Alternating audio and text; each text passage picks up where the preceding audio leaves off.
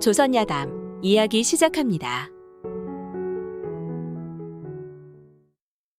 옛날 옛적 숭례문 밖 어느 마을에 이생이라는 사람이 살았습니다. 이생의 집안은 대대손손 선비의 집안이었지만 어느 순간부터 벼슬길과 멀어진 집안이었지요. 그래서 그런지 가세는 점점 기울어 숭례문 밖 다스러져가는 오막살이 한 채를 빌려 사는 형편인데다 쌀독이 비는 일이 잦았습니다. 그러나 이생의 아버지는 타고난 양반이라 분수를 지켜 태연히 살아갈 뿐 춥고 배고프다고 하여 지조를 바꾸는 법이 없었죠. 거기에 자식을 엄히 가르쳐 가문을 일으켜보려는 심산인지 이생이 조금이라도 잘못하는 일이 있으면 용서라고는 없이 매질을 해댔지요. 우리 가문이 잘 되고 못 되는 것이 모두 내 한 몸에 달렸거늘 아픈 매 한 번 지지 않고서야 어찌 고치기를 바라겠느냐. 이생은 나이 18살이 지나 이웃 고을의 몫이 성을 가진 훈장의 딸에게 장가들었습니다. 혼인을 하는 날에도 이생의 아버지는 그날 읽을 책을 다 읽게 하였고 신부를 맞아 온 뒤에는 정해준 날 외에는 허락 없이 그 아내와 잠자리를 같이 하지 못하게 하였죠. 하루는 아버지가 이생을 불러 앉혀놓고 말했습니다. 이제 나으리면 한식이로구나. 조상묘의 제사는 마땅히 내가 지내야 하겠지만 내가 혼례를 치른 뒤 아직 가보지 못했으니 인정으로나 살이나 다 온당치 못한 일이로다. 묘소까지 백리 남짓한 길이니 내일 새벽길을 떠나 사흘 동안 부지런히 가면 제때에 가 닿을 게다. 묘에 가서 제사를 지낼 때면 반드시 성심을 기울여야 하느니라. 절하고 일어서고 나고 드는 데서 조금도 호롤이 하는 일이 없어야 한다. 길을 갈 때 여인네나 상여를 만나면 꼭 얼굴을 돌리고 보지 않도록 하여 마음속으로 깨끗이 하기에 힘써야 하느니라. 이생은 귀찮도록 아버지의 훈계를 들었습니다.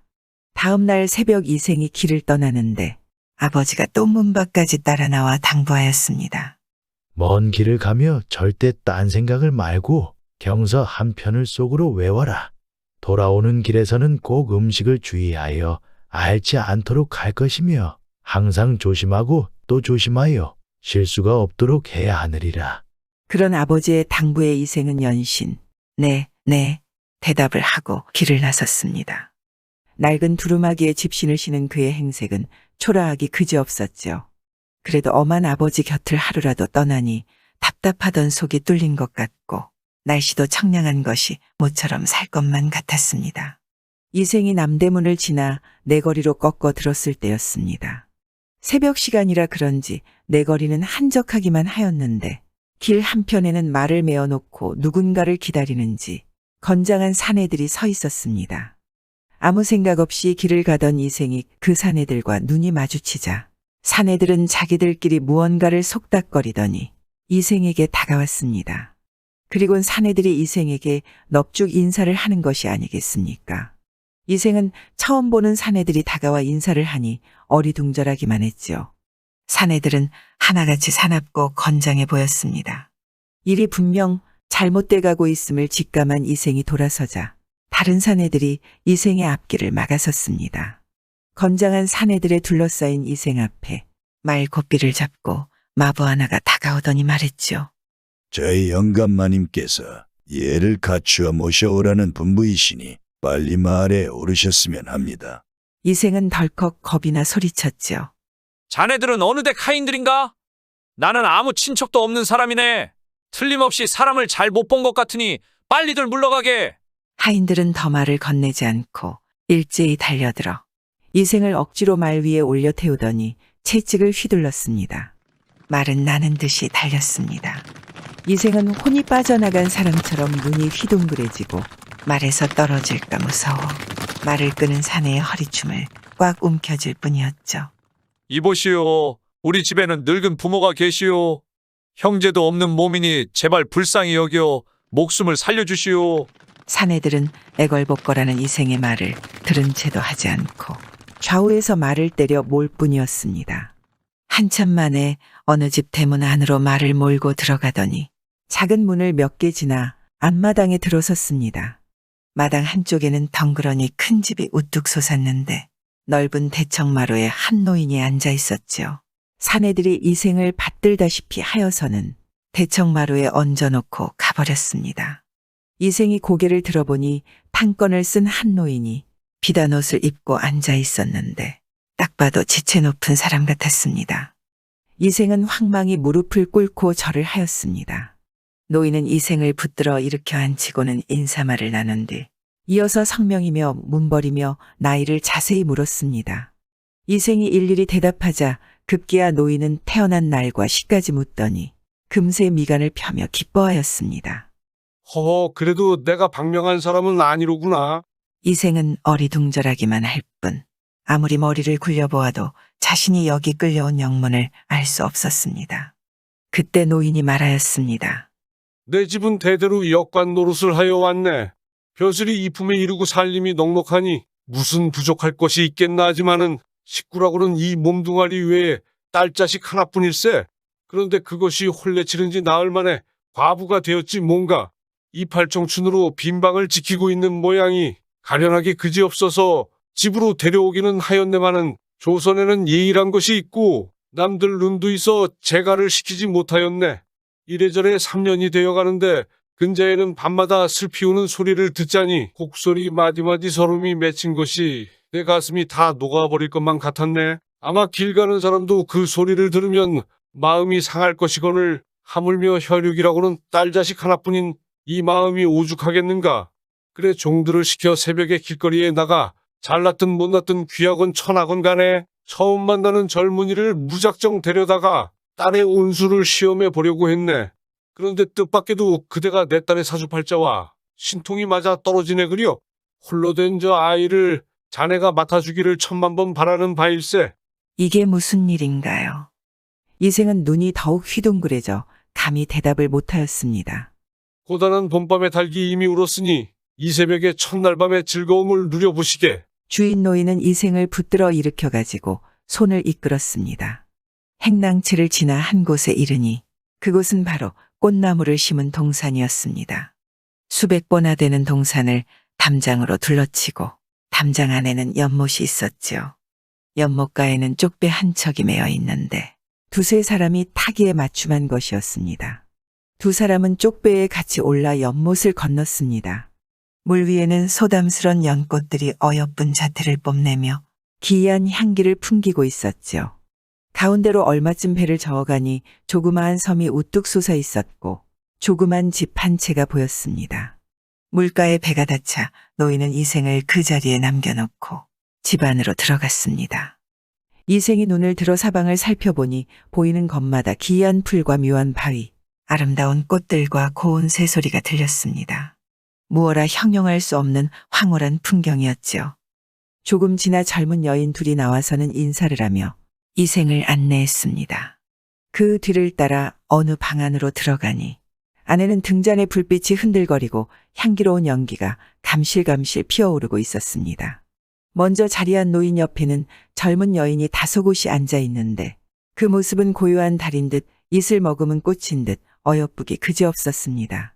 이생이 주춤거리며 방으로 들어서자 낭자가 조심스레 나와 이생을 맞아들이고 나부시 절을 하였습니다. 이생은 머리를 움츠리며 겨우 답례를 하고는 자리에 엉거주춤 앉았죠. 잠시 후 하인이 음식을 들여왔습니다. 산해진미가 다오르고 진귀한 그릇들이 상위에 그득 놓였습니다. 이생은 부끄러워 얼굴을 붉힐 뿐 감히 수저를 들지 못하였지요. 옆에 있던 노인이 입을 열었습니다.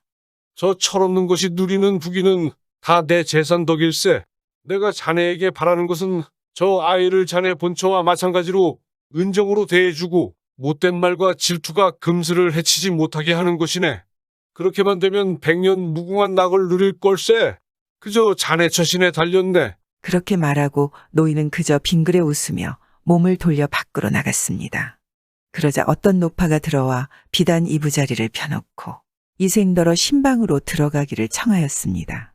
이생은 홀린 듯 방으로 들어갔습니다.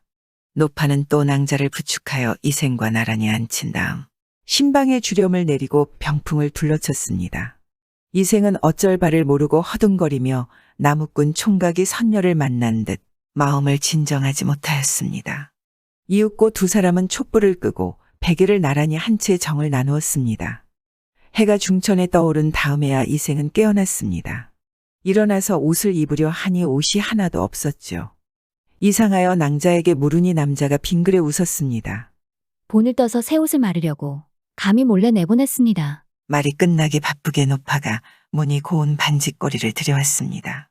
새 옷이 다 되었으니 어서 입어보시지요. 눈이 부실 듯한 비단으로 지은 옷이 몸에 꼭 맞았습니다. 이생은 기뻐하며 새 옷을 입고 식사를 하였죠. 잠시 후 노인이 들어와 간밤에 잘 잤느냐고 인사말을 건네자 이생은 더듬더듬 대답을 하였습니다. 어르신께서 빈천한 사람에게 이리 은정을 베풀어 정중히 붙드시니 오래 머물러 하찮은 정성이나마 표하고 싶기는 합니다. 그러나 묘제사가 얼마 안 남았고 갈 길은 멀어 한 시각이라도 지체하다가는 길을 놓칠 듯하니 이제 그만 떠나야 할 것 같습니다. 부디 헤아려 주시기를 바라옵니다. 조상의 묘가 여기서 몇 리인가? 백여리 남짓하오이다. 고생 걸어서는 사흘 길이 되겠네만 걸음제 말을 타고 급히 가면 반나절이면 가닥했네. 이틀 동안 더 묵게. 이 늙은 것을 섭섭하게 하지 말고. 부친께서 엄하게 훈계하였사온데 소생이 여기서 지체하다가 나중에 좋은 옷 입고 좋은 말 타고 호기 있게 갔다 오면 일이 드러나기 쉽습니다. 그러니 어르신께서 다시 생각해 주기 바라오이다. 내가 벌써 잘 생각해 보았네. 일이 잘 될 테니 아무 염려 말게. 실은 이생도 떠나기 아쉽던 참이라 그 말을 들으니 여간 다행스럽지 않았습니다.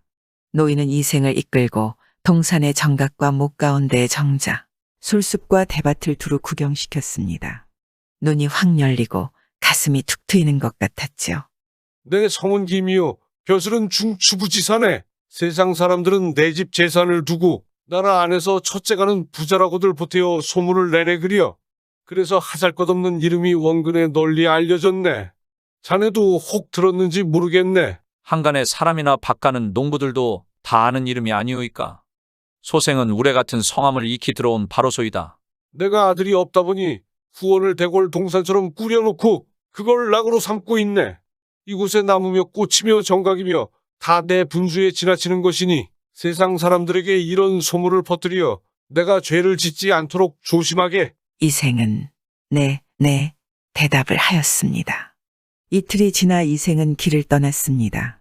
팔팔한 말을 타고 종들이 뒤를 따르니 행차가 당당하였지요. 날이 저물기 전에 조상의 산소가 있는 오리밖에 다다랐습니다. 이생은 헌 옷으로 갈아입고 조상의 묘를 보러 산으로 들어갔습니다. 다음 날 아침 제사를 지내고 돌아오는데 길 옆에서 하인 하나가 말고삐를 잡고 기다리고 있었습니다. 이생은 다시 비단 옷으로 갈아입고 말을 달려 김노인 집으로 돌아왔습니다. 이생이 그 길로 집으로 돌아가려고 하자 노인이 또 만류하는 게 아니겠습니까? 집에서는 자네가 걸어서 갔다 올 줄 알지. 말을 타고 갔다 올 것은 짐작도 못할 게 아닌가. 백리길을 하루에 다녀왔다고 하면 내 집에서 있었던 일이 다 드러날 테니 그걸 어쩌겠나.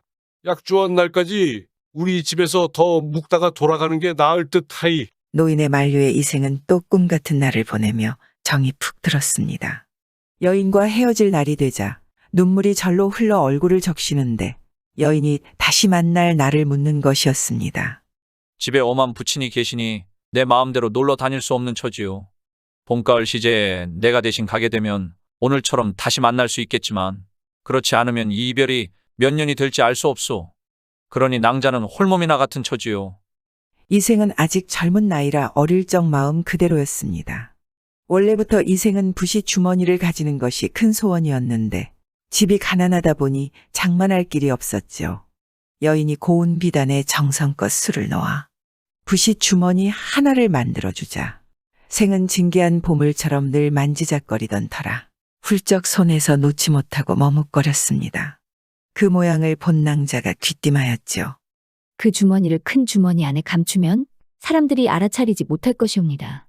전에 입던 옷으로 갈아입은 후에 이 주머니만 차면 두드러지게 눈에 띌 것이 아니옵니까? 이생은 낭자의 말대로 붓이 주머니를 배주머니 안에 넣고 아쉬움을 뒤로한 채 집으로 발길을 향했습니다. 집으로 돌아와 다녀온 인사를 올리자 이생의 아버지는 조상의 무덤이 여전하던가 길에서 마음속으로 재계를 정성껏 하였는가를 꼬치꼬치 캐물었죠. 이생이 묻는 대로 자세히 대답을 하자 여지없이 곧 글을 읽으라고 엄하게 명했지요. 방 안에 이생은 입으로 웅얼웅얼 글 읽는 소리를 내었지만 생각은 늘 김노인의 집에 가 있었습니다. 하루는 이생의 아비가 이생에게 안방에 들어가 아내와 함께 자라고 허락하였습니다. 밤이 깊어 안방에 들어가니 찢어진 창문지에서는 뼛속을 쑤시는 찬바람이 불어들고 이불에서는 이와 벼룩이 물어뜯고 난리였습니다. 부시시한 머리에 앙상하게 여인 얼굴에 때가 꾀죄죄한데 부인이 그래도 남편이 온다고 일어나 맞아들였습니다. 이생은 그만 정이 뚝 떨어지는 듯 싶어 말 한마디 건네지 않고 생각에만 골똘하였습니다. 전날의 아름다운 여인과 놀던 일은 꿈만 같은데 앞으로 만날 날은 요원하니 한탄스럽기만 하였습니다. 이생의 입에서는 긴 한숨이 절로 나왔지요. 그렇게 한숨으로 잠 못 들고 뒤척이다 새벽 달기 울릴 무렵에야 겨우 눈을 붙여 해가 높이 뜨도록 깨지 못했습니다. 이생의 처가 동틀 무렵 먼저 일어나 가만히 생각해보니 이상하기 그지없었습니다. 전에는 금슬이 좋아 늘 잘 대해주더니 이상하게 조상 묘소에 갔다 온 뒤로 이렇게 찬바람이 도는 것이 분명 다른 여인을 마음에 품고 있는 것 같았지요. 그렇게 의심을 품고 이생을 지켜보던 아내는 어쩌다가 생이 차고 다니는 배주머니를 보니 전에는 홀쭉하던 것이 지금은 이상하게 불룩해 보였습니다. 그래 저 배주머니에 다른 여자의 정표로 되는 물건이 있는가 보다 하고 몰래 안을 뒤져보니 과연 자그마한 비단 주머니가 나오는 게 아니겠습니까? 비단 주머니 안에는 부시와 부싯돌이 들어있고 은동까지 있었죠. 천은 분기가 치밀어 그것들을 상위에다 버려놓고 이생이 깨어나면 망신을 주리라 별렀습니다. 그러던 차에 이생의 아버지 이노인이 서슬이 펄에서 방 안으로 들어왔습니다. 개돼지 같은 것이 아직도 잔단 말이냐? 그래 가지고 어느 세월에 글을 읽겠느냐? 문을 벌컥 열고 욕을 하는 바람에 이생은 엉겁결에 일어나 급히 옷을 주워 입었습니다. 이 노인은 눈을 굴리다가 문득 상위에 놓인 물건들이 눈에 띄자 놀랍고 분하여 길길이 뛰었습니다.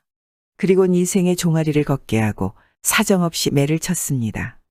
생이 아픔을 참다 못해 낱낱이 사실대로 말하자 이 노인은 화가 더욱 치밀어 올랐지요. 그래 그 길로 건장한 하인 하나를 얻어 당장 김노인을 부르러 보냈습니다. 김노인은 워낙 큰 부자라 내로라 하는 문관 재상에 와도 앉아서 맞이하는 판인데 하물며 한간한 뱅이 훈장이 하인 하나를 보내어 부르니 얼마나 우스웠겠나요. 다만 딸의 몸을 이미 맡긴 터라 멸시를 참고 서둘러 말을 몰아 이 노인 집으로 왔습니다. 이 노인은 대뜸 목에 핏대를 돋우며 욕을 하였습니다. 예의를 무너뜨려도 분수가 있는 법이요. 음탕한 딸의 말을 그대로 따르는 것도 안 될 일이려니와 어째서 내 아들까지 그르친단 말이오. 종들에게 사위를 맞으라 불렀는데 잘못 데리고 와서 일이 이렇게 된 것이니 피차 불행 아니오? 이미 저질러 놓은 일 이제는 한강에 배 떠나간 자리이고 공중에 구름 거친 셈이요. 두 집이 정리하여 서로 없던 일로 하면 그만이지 하필 남의 부족한 점을 큰 소리로 욕할 것이야 있소. 이 노인은 그 말에 그만 말문이 막혔습니다. 당신 아들과 내 딸이 부부간에 정을 맺었던 것은 피차 잊어버리고 두 집 간에 서로 난처한 일이 없도록 하길 바라오. 김노인은 그렇게 말하고는 훌쩍 가버렸습니다. 한 해가 지난 어느 날 김노인이 비에 젖어 이 노인의 집에 들어섰습니다. 이 노인은 대뜸 핀잔을 주었습니다. 지난날 철석같이 약속을 하고서 어째 내 집에 다시 발길을 한 것이오? 교회에 나갔다가 공교롭게 소나기를 만났구려. 이 근방에는 다른 아는 사람이 없기에 감히 귀댁에 들어와 비를 잠시 피하려 하니 부디 양해를 바라오. 이 노인은 지난날 큰 소리로 다툰 것이 머쓱했는지 웃으며 맞아들였습니다. 내가 오랜 장맛비에 혼자 앉아 답답하던 차이니 어서 올라와 환담이나 나눕시다 그려. 김노인은 정중히 예의를 차리고 나서 재미나는 이야기판을 벌였습니다. 꼬리에 꼬리를 무는 이야기들로 시간이 흐르니 지난 일은 아예 내비치질 않았지요. 이 노인은 한평생 마을 구석에 눌러박혀 살아온 훈장이라 종일 가도 가난살이 이야기뿐이었지만 김노인의 이야기는 그와 달라 징계하고 구수할 뿐만 아니라 가려운 데를 긁어주듯 비위를 맞추어 주니 이 노인은 시간 가는 줄 몰랐지요. 김노인은 이 노인의 마음이 느슨해진 것을 확인하고는 종을 불러 말했지요. 내가 바삐 다니다 보니 속이 비어 시장하구나. 빨리 주머니에 있는 남은 음식을 가져오렸다. 종이 진수성찬을 올리자 김노인은 잔에 가득 술을 부어 이 노인에게 공손히 권하였지요.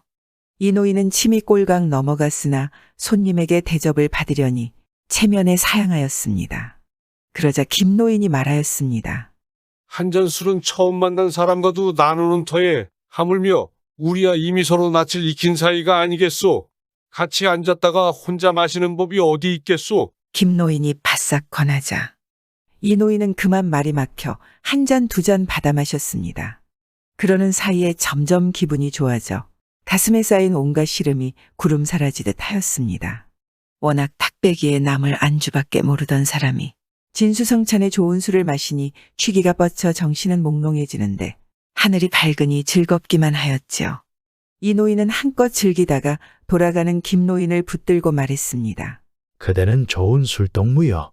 꼭 자주 들러주길 바라오. 오늘 마침 비가 오기에 다행히 같이 술을 마시게 되었소만 관청일도 바쁘고 내 집일도 많아 종일 바삐 돌아치는 처진이 어찌 몸을 빼올 수 있겠소이까. 이 노인은 문 밖까지 바래다 주고 나서 취한 김에 방 안에 들어가 가족들을 모아놓고 한바탕 김노인을 칭찬하다가 그대로 골아떨어졌습니다. 이 노인이 다음날 아침에 깨어나니 어제 일이 잠옷 후회되었으나 어쩔 도리가 없었지요. 한편 김노인은 종을 보내어 이생의 집 동정을 몰래 살피게 하였습니다. 어느 날 종이 돌아와 알렸습니다. 이 노인네 집에서 닷새 동안 끼니를 끓이지 못하여 내외가 다 쓰러졌는데 보기가 참혹하였습니다. 김노인은 그 길로 이생에게 편지를 써서 쌀 10섬과 돈을 보냈습니다. 이생의 집에서는 모두가 기뻐 야단하며 진수성찬으로 배를 채웠지요. 그러나 이 노인에게는 짐짓 다른 데서 꾸어온 것이라고 둘러대어 알지 못하게 하고 음식을 올렸습니다. 이 노인은 하도 배가 고팠던지라 꼬치꼬치 따져 물을 새도 없었습니다. 하루 이틀 지나도록 끼니 걱정이 없는 것이 이상하였다지니 이생은 할 수 없어 연유를 사실대로 낱낱이 말하였지요. 이 노인은 벌컥 성을 냈습니다. 차라리 굶어 죽을지언정 어찌 앉아서 남의 물건을 명색 없이 받는단 말이냐. 이왕 지나간 일이니 먹은 것은 토해 낼 수 없거니와 갚을 길도 없는 노릇이로다. 이후로는 아예 그런 짓을 말아라. 이생은 네, 할 수밖에 없었지요. 그리고 여러 날이 지나 돈이 다 떨어지니 또 그전처럼 굶게 되었습니다. 이 노인은 본래 살림살이는 영놀보지 않는 성미였지요. 그래서 이생과 그의 어머니가 윗돌 뽑아 아래를 고이고 아랫돌 뽑아 윗돌 꼬이는 식으로 근근히 살아온 터였습니다. 그것도 한정이 있기 마련 아니겠습니까? 이제는 빚이 산더미처럼 쌓이고 당장 굶어 죽게 되었습니다. 김노인은 이생의 집 형편이 그 모양이 된 것을 알자 다시 쌀 10섬과 얼마간의 돈을 보내주었죠. 당장 죽게 된 부모를 보며 애간장을 태우던 이생이었습니다. 부끄럼을 무릅쓰고 남의 뒷간을 쳐내는 일이라도 할 판이었는데 하물며 호의로 주는 물건을 안 받을 리 있겠습니까? 이생은 사양하지 않고 받아 상다리가 부러지게 음식을 차렸습니다. 이 노인은 앓으며 정신이 가물거리는 중에도 그저 먹을 것만 찾고 있었죠. 이생은 서둘러 음식을 만들어 대접하였습니다. 며칠이 지나 이 노인이 병을 털고 일어났는데도 맛 좋은 음식이 떨어지지 않는 걸 이상히 여긴 이 노인이 물었습니다. 이게 어디서 났단 말이냐? 이생은 또 사실대로 말을 올렸습니다. 그랬더니 이 노인은 빙그레 웃으며 말하였습니다. 그 사람이 어떻게 급한 때마다 도와줄 수 있다더냐? 앞으로는 아예 받지 마라. 정 그럴 셈이면 내 볼기를 쳐야겠다. 이생은 또 네, 대답을 하였습니다. 이 노인은 편안히 누워 걱정 없이 대여섯 달을 보냈습니다. 그러다가 쌀독이 또 비게 되니 속이 타기는 전보다 10배나 더하였지요. 날이 갈수록 고생은 점점 심해갔습니다. 이 노인은 제사마저 제대로 지내지 못하여 울적한 마음으로 방구석에 앉아 있었습니다. 아무리 생각해 보아야 속만 탈 뿐이었습니다. 그런데 난데없는 사내 하나가 돈꾸러미를 가지고 와서는 아들에게 주는 게 아니겠습니까? 김노인 집에서 보내온 것이었죠. 이생은 전번에 아버지의 엄한 말을 들은지라 사양하려 들었습니다. 그러자 이 노인이 말하였지요. 남의 딱한 처지를 안타깝게 여겨 제사에 쓸 물건을 보내준 것인데 아예 물리쳐버리면 인정으로 보나 의리로 보나 아니 될 일이다. 절반만 받고 절반은 돌려보내면 양쪽이 다 알맞을 것이니라. 이생은 아버지 말대로 하였습니다. 이튿날 김노인은 음식을 잔뜩 차려가지고 와서 이생을 찾았습니다. 이생이 또 물리치려고 하니 아버지가 말렸습니다. 이왕 만든 음식을 그냥 돌려보내 내버리게 할 수야 없지 않느냐. 오늘은 맛보기로 하고 다음부터는 그런 배단이 없도록 하는 것이 옳으니라. 김노인과 이노인은 마주 앉아 향기로운 술을 기울이고 온 집안이 왁자하니 둘러앉아 모두 맛있는 음식으로 배를 불렸죠. 김노인은 은근히 이노인에게 잔을 권하였습니다. 이노인은 주는 대로 받아 마시다 보니 그대로 곤드레만드레가 되었죠. 마음이 너그러워진 이노인은 아들을 앞에 불렀습니다. 내가 김씨 때 규수와 본디 생판 모르는 남남이었다만 생각지 않은 연분을 맺게 되었으니 이 역시 인연이 아니겠느냐. 내가 매정스레 발길을 끊어 남의 한평생을 허무하게 만들 수야 있겠느냐. 오늘은 밤이 참 좋구나. 가서 하룻밤을 자고 오너라. 며칠 동안 눌러있지는 말고. 이생은 뛸 듯이 기뻐 얼른 대답을 하였습니다. 김노인은 절을 하며 살해하고 그 자리에서 이생을 말에 태워 자기 집으로 보냈죠. 그러고도 이노인이 마음을 고쳐먹을까봐 염려되어 저녁 때까지 앉아 있다가 돌아갔습니다. 이생이 다음날 아침 돌아와 아버지에게 문안을 하러 들어가니 이노인은 어제 일을 까마득히 기억하지 못하고 있다가 아들이 나들이 옷차림으로 들어오자 이상해하며 물었습니다. 이른 아침부터 어딜 가려고 옷을 차려입었느냐. 이생이 어제 있었던 일을 말하자 이노인은 후회도 되려니와 부끄럽기도 하여 아들을 탓하지 못하였습니다.